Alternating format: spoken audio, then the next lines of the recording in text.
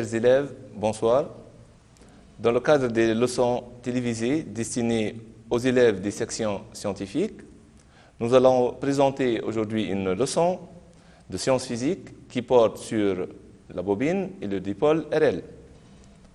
On va commencer tout d'abord par voir le comportement électrique d'une bobine lorsqu'elle est placée dans un circuit fermé. Pour cela, on va commencer par une expérience préliminaire qui consiste à réaliser le montage suivant. Un générateur de FME avec deux dérivations. La première dérivation contient une lampe L1 en série avec un résistor de résistance grand R. La deuxième dérivation, une lampe L2 en série avec une bobine de résistance petit r égale à la résistance grand R du résistor. Sachant que les deux lampes L1 et L2 sont deux lampes identiques. On va fermer notre circuit électrique. Essayez d'observer ce qui va se passer. Donc, comme vous venez de remarquer, la lampe L1, elle s'allume instantanément, tandis que la lampe L2, elle s'allume avec un certain retard. On peut refaire. On ferme le circuit.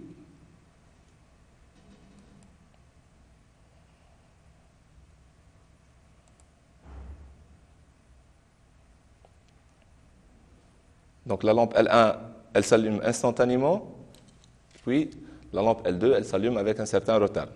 Donc on peut comprendre, à partir de cette expérience,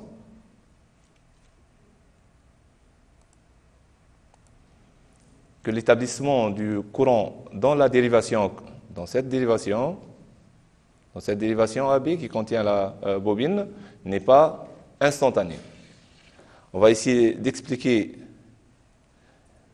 ou interpréter ce retard observé. En effet, à la fermeture de circuit, l'intensité de courant qui va traverser cette dérivation, c'est-à-dire l'intensité de courant dans la bobine, elle va varier de la valeur 0 à une valeur I non nulle. Et on sait que la variation de l'intensité de courant provoque nécessairement une variation du vecteur champ magnétique propre de la bobine. En réalité, c'est la valeur de ce vecteur champ magnétique propre qui va varier d'une valeur nulle à une valeur qui est différente de 0. La variation de ce champ magnétique produit un courant induit qui, conformément à la loi de Lenz, comme vous connaissez ça, s'oppose à l'augmentation de l'intensité de courant dans la dérivation AB. Donc, vous voyez bien les étapes. Nous avons variation de l'intensité de courant. La variation de l'intensité de courant va provoquer la variation du vecteur champ magnétique. En particulier, c'est la variation de la valeur de ce vecteur champ magnétique. Et toute variation du champ magnétique, on a vu en cours, produit un courant induit qui, conformément à la loi de Lenz, va s'opposer à cette augmentation de l'intensité de courant. L'apparition de ce courant induit, elle est due nécessairement à la naissance d'une force électromotrice, d'une FEM, aux bornes de la bobine. Cette FEM, elle apparaît au sein de la bobine, c'est pourquoi on l'appelle une FEM auto-induite. Voyons maintenant une récapitulation de ce qu'on vient de voir.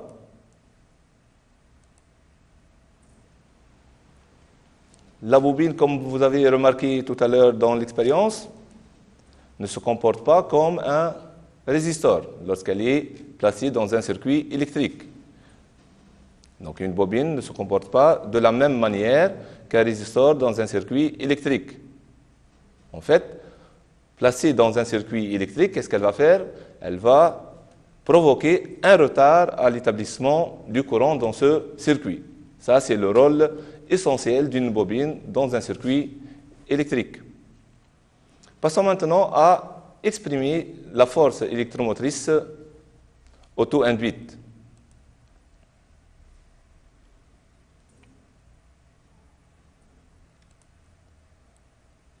On vient de voir tout à l'heure que si une bobine est parcourue par un courant d'intensité variable I de T, il y a nécessairement naissance d'une FEM auto-induite E.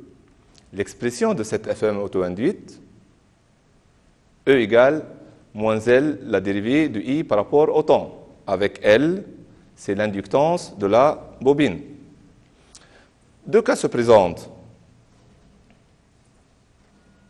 Le premier cas, c'est lorsque l'intensité de courant qui va traverser la bobine croît au cours du temps. I croît, d'après l'expression de la FEM, I croît plutôt, la dérivée de I par rapport au temps sera positive. Et par la suite, la FME est négative. Donc la FME, dans ce cas, qu'est-ce qu'elle va faire?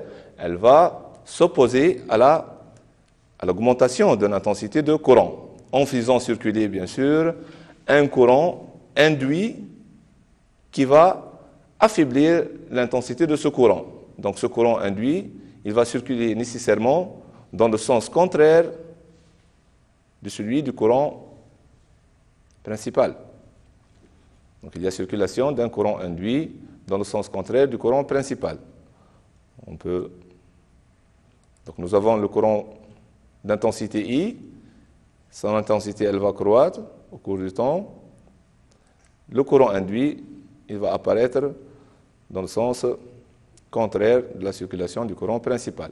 Le deuxième cas, lorsque l'intensité du courant décroît. La dérivée de I par rapport au temps sera négative et par la suite, la FEM auto-induite est positive. Dans ce cas, la force électromotrice auto-induite, elle va s'opposer à la diminution de l'intensité de courant, en faisant circuler, bien sûr, un courant induit qui va essayer de renforcer l'intensité de ce courant. Donc, il va circuler dans le même sens que le courant principal.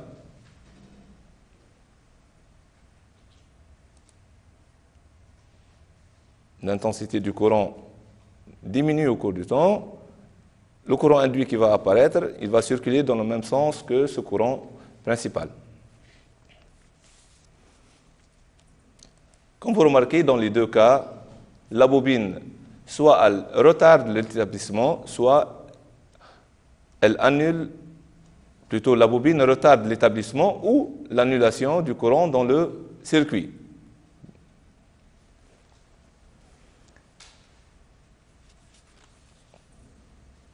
Passons maintenant à l'expression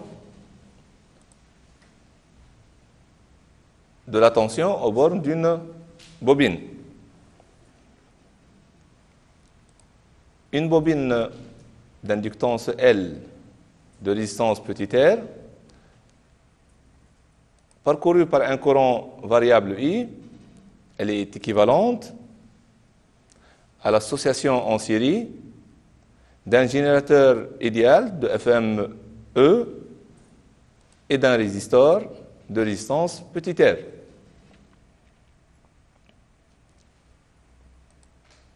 En utilisant la convention récepteur, la tension UAB aux bornes de la bobine, ça c'est la tension UAB aux bornes de la bobine, elle va s'écrire.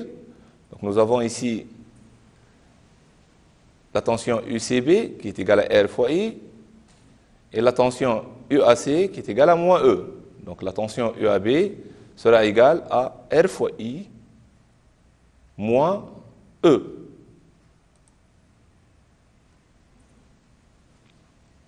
Or, on vient de voir tout à l'heure que E égale à moins L dérivé de I par rapport au temps. Alors, UAB est égal à RI plus L dérivé de I par rapport au temps. Dans le cas où notre bobine elle est purement inductive, c'est-à-dire sa résistance petit r égale à 0, l'expression de UAB se réduit à, donc le terme R fois I sera égal à 0, et par la suite, l'expression UAB égale L dérivé de I par rapport au temps.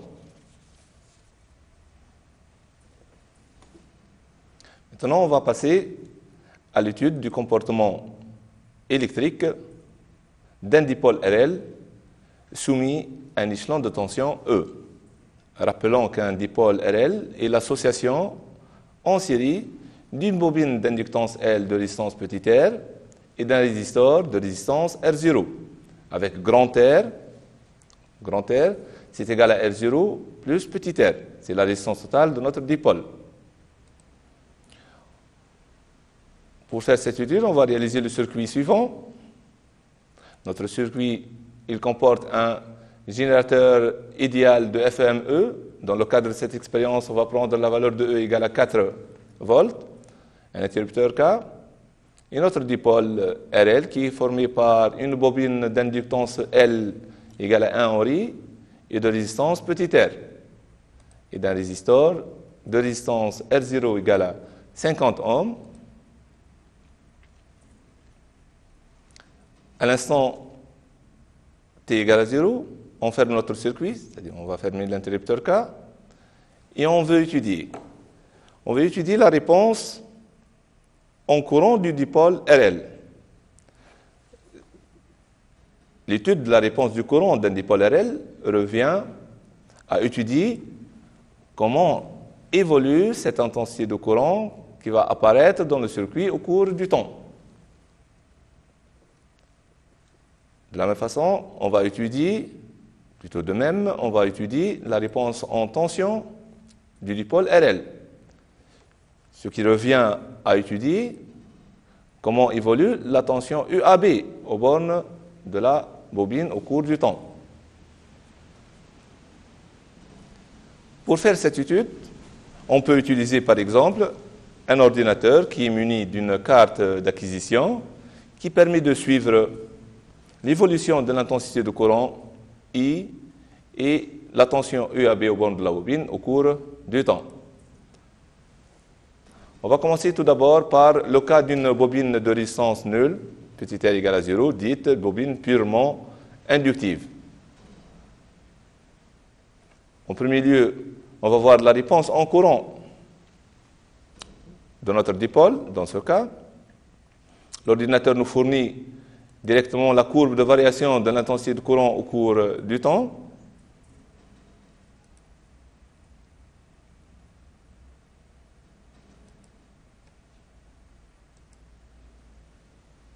Donc, on suit l'évolution de l'intensité de courant. Comme vous venez de voir, la courbe, elle présente deux parties. Commençons tout d'abord par interpréter cette première partie. Dans cette première partie, l'intensité de courant, elle augmente à partir de la valeur 0 jusqu'à atteindre une valeur constante. Dans le cadre de cette expérience, cette valeur est à peu près égale à 80 milliampères, qu'on note I0. C'est le régime transitoire. L'intensité de courant, elle passe progressivement d'une valeur nulle vers une valeur constante qui est égale à I0. Une fois l'intensité de courant atteint cette valeur I0, elle reste constante. C'est le régime permanent.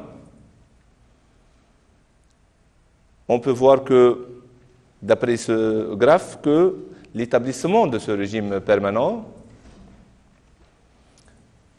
sa durée est de l'ordre de à peu près 90 millisecondes. Vous voyez bien, à peu près c'est 90 millisecondes. Le régime permanent, il sera établi, l'intensité de courant reste constante, qui est égale à I0.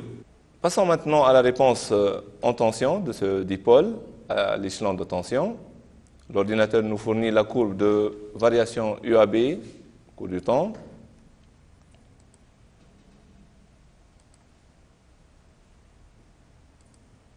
Donc on suit cette courbe.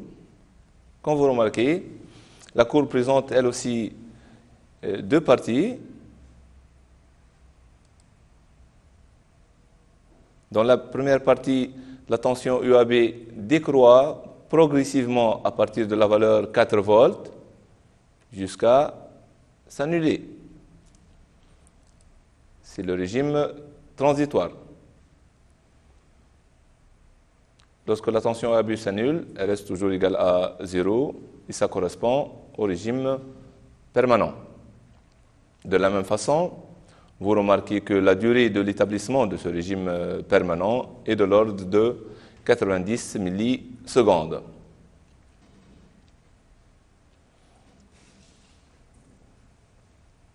Le régime transitoire qu'on a déjà vu ici dans le cas de I en fonction du temps ou bien UAB en fonction du temps, il est dû à la bobine, comme on l'a déjà vu dans l'expérience précédente, qui va s'opposer à l'augmentation de l'intensité de courant de la valeur 0 vers cette valeur constante I0. Donc c'est elle qui est à l'origine de ce régime transitoire.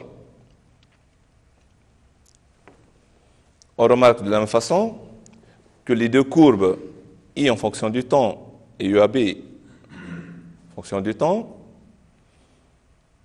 ou bien les deux réponses sont différentes. L'intensité de courant augmente jusqu'à atteindre la valeur constante I0, tandis que la tension UAB, elle décroît jusqu'à s'annuler. On va passer maintenant à voir le cas d'une bobine de résistance non nulle. On va prendre dans le cadre de notre expérience une bobine de résistance, par exemple, petit r égale à 16 ohms. De la même façon, voyons la réponse en courant.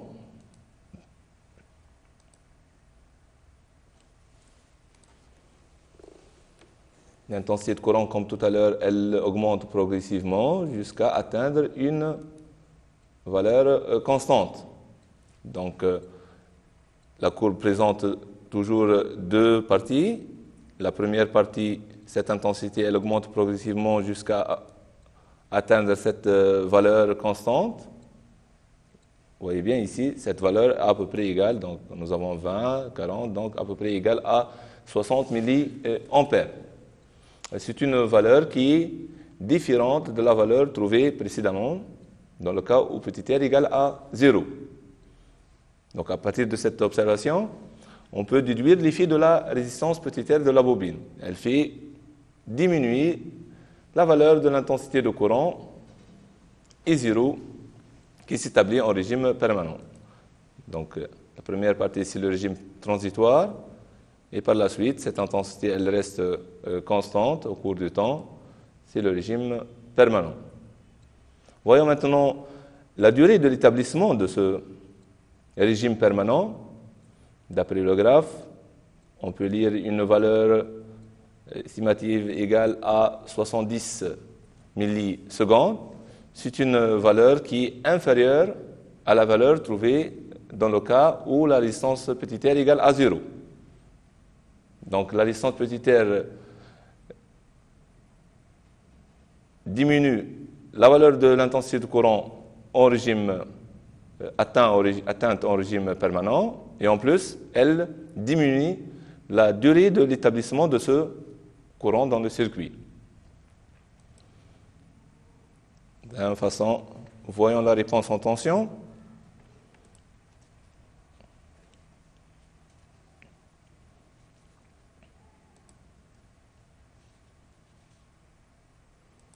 Donc l'ordinateur, il va suivre l'évolution de la tension UAB au cours du temps. On observe ici que la courbe, de la même façon, présente deux parties. La première partie, la tension UAB décroît progressivement jusqu'à atteindre une valeur constante qui est égale, dans ce cas-là, à 1 volt. Donc ça correspond au régime transitoire. Et lorsque cette valeur de tension atteint 1 volt, elle reste constante. C'est le régime permanent. Il faut signaler ici que la valeur de la tension UAB en régime permanent, elle est différente de 0, elle est non nulle. Donc lorsque la bobine présente possède une résistance petit r, la valeur de la tension UAB en régime permanent ne s'annule pas, contrairement à ce qu'on a déjà vu dans le cas où la résistance petit r est égale à 0. De la même façon, la durée de l'établissement de ce régime permanent est de l'ordre de 70 millisecondes. Donc, R fait diminuer l'intensité du courant atteint en régime permanent et rend la tension UAB au bornes de la bobine en régime permanent différent de 0. On va essayer d'interpréter ces résultats expérimentaux. Pour cela, on va reprendre le schéma du circuit.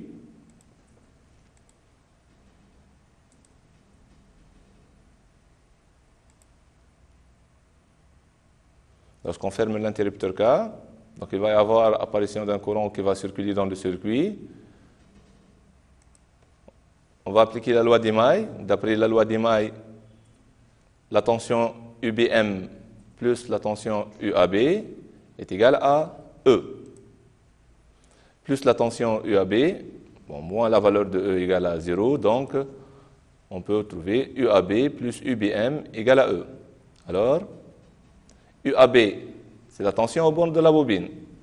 C'est égal à RI plus L dérivé de I par rapport au temps. UBM, c'est la tension aux bornes du résisteur de résistance R0. C'est égal à R0 fois I.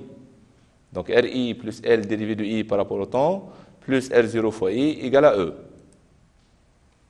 On peut regrouper RI plus R0 fois I. On trouve L dérivé de I par rapport au temps plus R0 plus petit r I égale à E.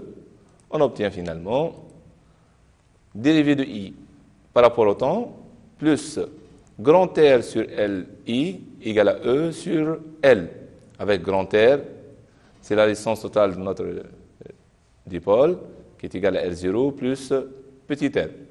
Cette équation auquel on aboutit, c'est l'équation différentielle vérifiée par l'intensité I du courant qui va traverser notre circuit. La solution de cette équation différentielle, si on fait résoudre cette équation différentielle, la solution, vous l'avez déjà vu en classe, c'est I de t égale E sur R, facteur de 1 moins exponentielle moins t sur taux. Avec taux, c'est égal à L, l'inductance de la bobine par la résistance grand R de notre circuit, qui est égal à L sur R0 plus petit r. Cette constante taux, on l'a appelée constante du temps du dipôle RL. Cette expression vérifie bien l'allure exponentielle de la courbe I de t qu'on a déjà vue dans le cadre de notre étude expérimentale. En effet, à l'instant t égale à 0, en remplaçant t par 0 dans l'expression, l'exponentielle de 0 c'est 1, 1 moins 1 c'est 0, et par la suite, I sera égal à 0. Pour t très supérieur à taux, l'exponentielle moins t sur taux, ça va tendre vers 0, et par la suite, l'expression I de t tend vers E sur R, avec R égale R0 plus petit r. Voyons pour le premier cas, où R égale à 0, l'expression donne I tend vers E sur R0. En faisant le calcul, on trouve E c'est 4 volts, R0 c'est 50 ohms. Donc en faisant le calcul, on trouve E sur R0 égale à 80 milliampères. C'est bien la valeur de I0 qu'on a vue expérimentalement sur la courbe. Dans le deuxième cas, lorsque petit r égale à 16 ohms, l'intensité de courant, ça va tendre vers E sur R0 plus petit r. En faisant le calcul, E 4 volts divisé par 50 plus 16, on trouve 60 milliampères. C'est toujours la valeur de I0 trouvée dans le cadre de l'expérience. Cette expression E sur R0 plus petit r correspond bien à l'intensité de courant I0 atteinte en régime permanent. Donc, la valeur de l'intensité de courant I0 atteinte en régime permanent est égale à E sur R0 plus petit r. Passons maintenant à la tension UAB aux bornes de la bobine. Toujours en appliquant la loi d'Emaille, UAB plus UBM moins E égale à 0. Donc, UAB égale E moins UBM. Or, UBM égale à R0 fois I. Alors, UAB égale à E moins R0 I. Or, on vient de voir tout à l'heure que l'intensité de courant I de T égale à E sur R, facteur de 1 moins exponentielle moins T sur tout. Alors, on peut déduire l'expression de UAB. UAB égale E moins R0 fois E sur R, facteur de 1 moins exponentielle moins T sur tout. Cette expression de UAB vérifie bien l'allure de la courbe UAB de T observée expérimentalement. En effet, d'après cette expression, si on applique AT égale à 0, l'exponentielle de 0, c'est 1. Donc, tout ce terme va s'annuler. Et par la suite, UAB égale à E, qui est égal à 4 volts. Pour T, maintenant, supérieur à tout, c'est-à-dire lorsque le régime permanent il est atteint, l'intensité de courant I sera égale à I0. La tension UAB sera égale dans ce cas-là E moins R0 I0. Or, d'après l'expression de I0, on peut tirer E égale R0 plus petit r fois I0. On aura alors UAB égale, on remplace E dans cette expression, on remplace E par R0 plus petit r fois I0. UAB sera égal à R0 plus petit r I0 moins R0 I0. Donc R0 I0 moins R0 I0 égale à 0. Ça reste petit r fois I0. On aura UAB égale R I0. Voyons le premier cas où R égale à 0. Si on remplace R par 0, la tension UAB sera nulle. Ce qu'on vient de voir dans l'étude expérimentale, lorsque la résistance de la bobine est nulle, à la fin de l'établissement du courant, c'est-à-dire en régime permanent, la tension UAB s'annule. C'est la valeur expérimentale trouvée. Dans le deuxième cas, lorsque petit r égale à 16 ohms, la tension UAB, on peut la calculer, c'est 16 multiplié par 0,06, c'est la valeur de l'intensité de courant en régime permanent, on trouve égal à 1 volt. C'est bien la valeur aussi trouvée dans le cadre de notre expérience. Récapitulons maintenant ce qu'on vient de voir. Le premier cas où petit r égale à 0, la réponse en courant de notre dipôle RL, la courbe de variation de I en fonction du temps. L'intensité, elle va croître progressivement jusqu'à atteindre une valeur I0 qui est égale à E sur R0.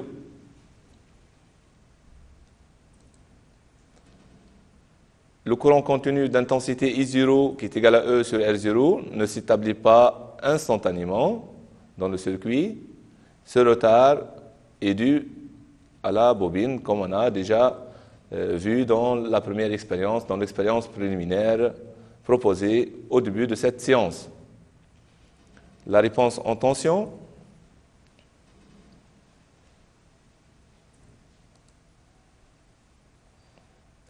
La tension UAB dans ce cas est égale à L dérivée de I par rapport au temps, puisque petit r égale à 0. La courbe de variation de UAB de T. La tension UAB, elle va décroître progressivement à partir de la valeur E, qui est égale à la F1M de notre générateur, jusqu'à s'annuler. Elle décroît progressivement jusqu'à s'annuler lorsque le régime permanent il est atteint. Donc la réponse en courant du dipôle RL à cet échelon de tension E est un courant continu d'intensité I0 E sur R0. Lorsqu'on soumet ce dipôle à un échelon de tension, il apparaît instantanément aux bornes de la bobine une tension égale à E, mais cette tension, elle va décroître selon un régime transitoire jusqu'à s'annuler. Ainsi, lorsque le régime permanent il est atteint, la tension UAB, donc cette tension UAB sera égale à 0, et par la suite, la bobine, dans ce cas, elle est équivalente à un court-circuit. Le deuxième cas, où petit r est différent de 0, la réponse en courant, la courbe de variation de I au cours du temps. Dans ce cas, l'intensité de courant, elle va croître toujours jusqu'à atteindre une valeur constante, I0, qui est égale à E sur R0 plus petit r. Cette valeur de I0 atteinte au régime permanent, elle est toujours inférieure à la valeur atteinte dans le cas où R égale à 0.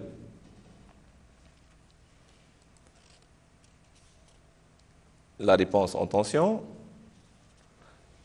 UAB dans ce cas est égal à petit r I plus L dérivé de I par rapport au temps. La courbe de variation,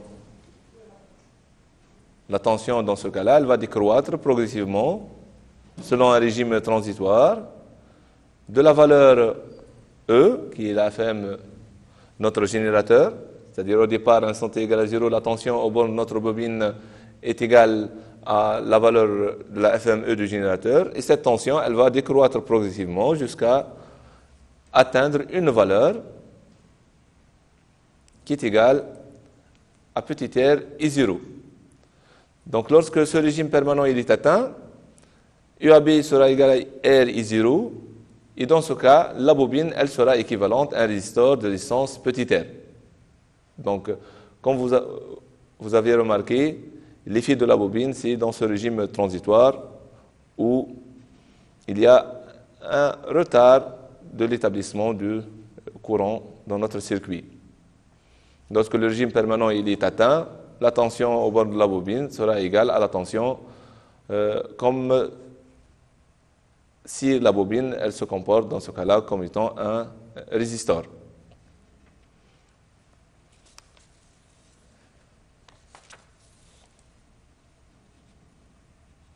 On a déjà vu au début de l'année le circuit RC.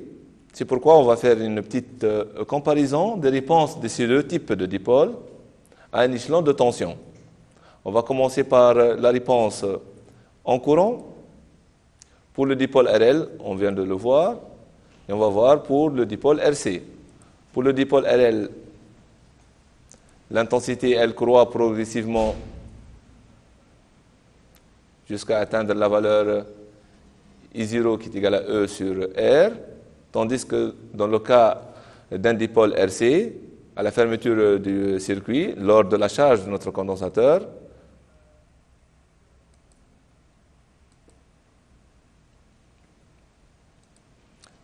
l'intensité de courant, au départ, c'est égal à I0 qui est égal à E sur R, et elle va décroître progressivement jusqu'à s'annuler.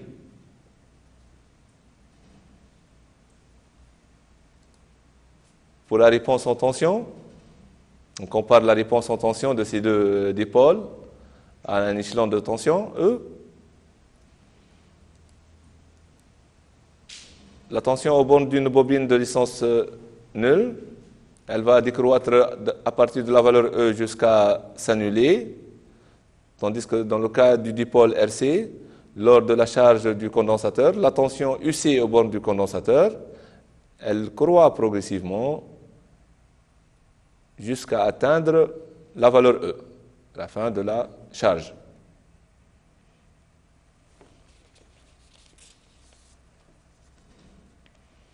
On va s'intéresser maintenant,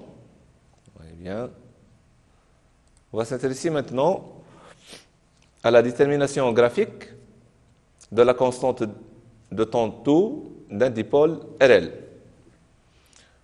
Pour cela, on va commencer par voir cette détermination à partir de la courbe I de t. Dans le premier cas où petit r égale à 0,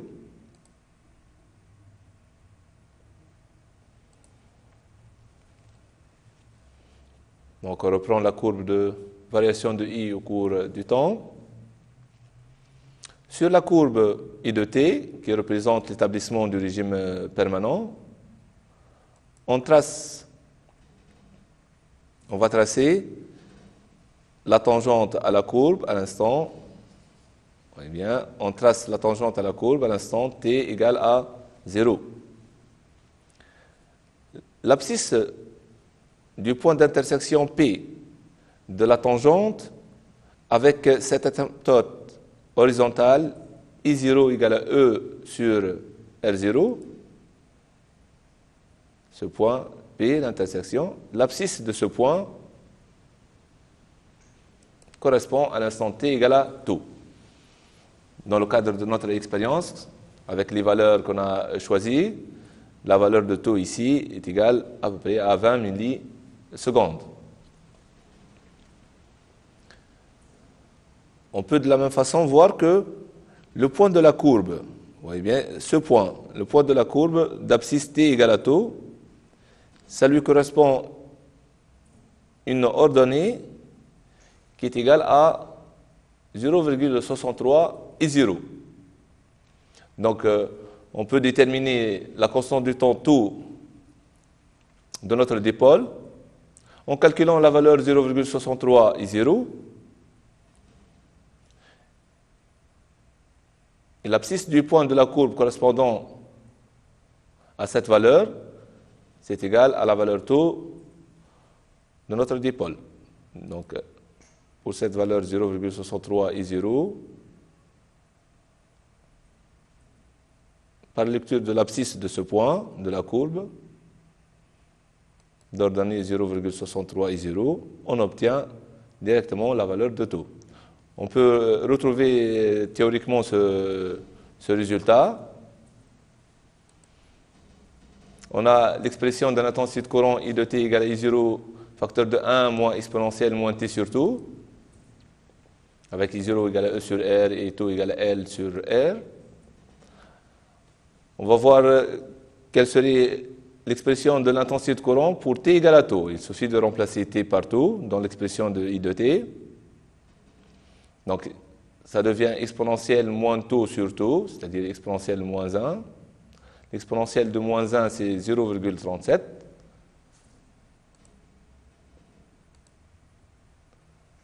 Donc, I sera égal à I0 facteur de 1 moins exponentielle moins 1. Exponentielle moins 1, c'est 0,37. 1 moins 0,37, c'est 0,63. Donc, l'intensité de courant à l'instant t égale à tau, ce sera égal à 0,63 I0. Donc, ça, c'est la valeur, ou bien l'expression de l'intensité de courant pour t égale à tau. Si on l'applique pour R égale à 0, on trouve I de tau égale à 0,63 multiplié par 0,08, c'est la valeur de I0 dans le cadre de l'expérience